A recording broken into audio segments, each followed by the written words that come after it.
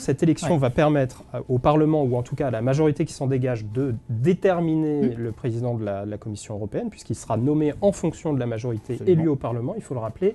Vous défendez la candidate Ska Keller, qui a... Et José Bové, puisque nous, José Bové, puisque c'est un ticket, nous effectivement. Nous sommes les seuls, nous sommes paritaires. C'est un ticket, donc José Bové est numéro 2 de ce ticket. Bon, ce ticket a tout de même peu de chances d'arriver à la tête de la Commission, donc comme d'habitude dans ce genre de situation au Parlement européen, il va falloir trouver un compromis. Oui.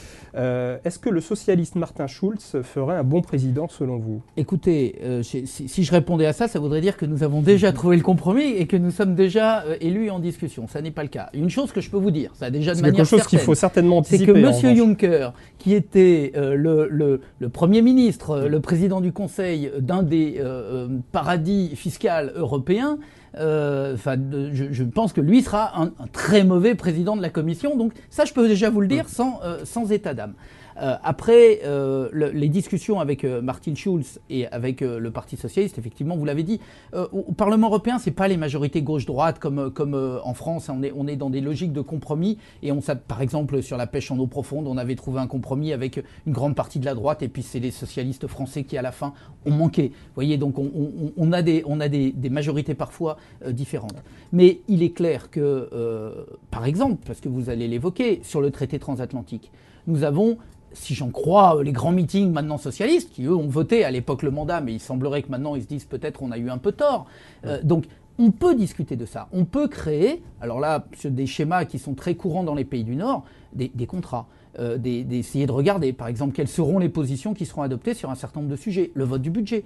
On va réviser le budget. Est-ce que les socialistes vont enfin accepter de voter un budget en hausse? Voilà. Vous allez mettre des conditions donc, à votre éventuel ralliement à Martin Schulz. C'est le problème d'un compromis. C'est même pas un ralliement. C'est quel type d'Europe on veut construire. Vous savez, je l'avais porté également en France. Et on se serait peut-être mieux porté. J'allais vous rappeler le mot ultimatum. Non, c'était pas un ultimatum. C'était pas. Oui, ça c'est le mot que je n'ai jamais prononcé. Mais c'est pas ça que j'avais proposé. C'est que j'avais proposé qu'on ait en France, comme dans beaucoup de pays, des contrats de majorité et des contrats de gouvernement. Ça serait tellement plus simple et les gens seraient tellement plus heureux de savoir quel est le programme pour lequel ils votent et de savoir. Donc vous souhaitez élaborer un contrat de majorité européen avec les socialistes européens. Si ce n'est une majorité, au moins sur certains sujets, absolument. Dans les sujets de discussion avec les socialistes, il y a bien sûr les questions environnementales. Le projet socialiste en intègre un certain nombre, la taxe carbone aux frontières extérieures de l'Europe, les émissions de gaz à effet de serre, les énergies renouvelables. Est-ce que c'est de nature, ce serait de nature pour vous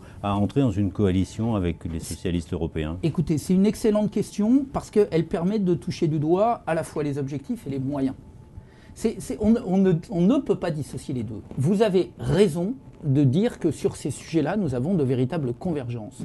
Et vous vous souvenez, quand vous parliez justement de l'interpellation au président de la République, c'était à 6 jours de la conférence environnementale. Et je lui avais dit à l'époque, et je dis la même chose aux socialistes au niveau européen, il y a un moment où il est beau de dire, parce que les mots précèdent les actes, donc c'est très bien de dire voilà ce que je vais faire.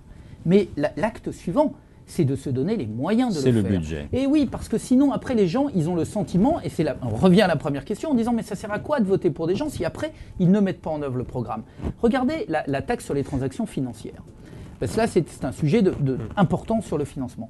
On devait en retirer 35 milliards. Ces 35 milliards, on devait pour une grande part les affecter à la transition énergétique. Bilan. Parce qu'on a voulu défendre les intérêts, les États ont voulu défendre les intérêts de la BNP, de la Société Générale ou de la Deutsche Bank, on arrive, au mieux, entre 3 et 5 milliards. Donc là, la question du financement de la transition énergétique, elle reste à nouveau posée. Donc vous voyez, c'est la différence entre le discours et les objectifs que nous partageons. Pascal Durand, et les moyens. Pascal Durand, ce contrat de majorité que vous appelez de vos voeux avec les socialistes se fera donc plus sur des questions budgétaires que sur des questions environnementales? Non, ça veut dire que les questions environnementales, et en amont, mais il n'y a pas que l'environnement, c'est l'industrie aussi, hein, soyons clairs. Relancer une industrie automobile pour que les voitures consomment 2 litres au 100 au lieu de faire... c'est de l'environnement, mais c'est de l'emploi. Quand je parlais tout à l'heure du bâtiment et de l'isolation, c'est de l'environnement, mais c'est de l'emploi. Donc ne dissocions pas la question environnementale de la question économique. 450 milliards d'importations tous les ans à l'intérieur de la zone euro d'hydrocarbures, de pétrole, de gaz, 450 milliards d'importations en interne. Hein. Donc vous voyez ce que ça représente si on arrive à les économiser. Donc la question que vous posez, c'est oui, il faut qu'on ait des objectifs communs, parce que la question climat d'ailleurs va être posée au grand COP21 à Paris fin 2015. Mais en même temps, et sans faire une obsession là-dessus, il faut arrêter juste d'être dans le déclaratif, d'être dans les pétitions de principe et se donner les moyens de fonctionner. Je répète, par exemple, la taxe sur les transactions financières va cruellement faire défaut au moment où il va falloir financer un certain nombre de projets. Voilà, c'est comme la garantie jeunesse. Elle est à 6 milliards. L'OIT, donc l'Organisation internationale du travail, demandait 21 milliards. Voilà, et on a trouvé 6 milliards de financement, dont une partie d'ailleurs était déjà affectée à autre chose. Donc on voit bien là les décalages.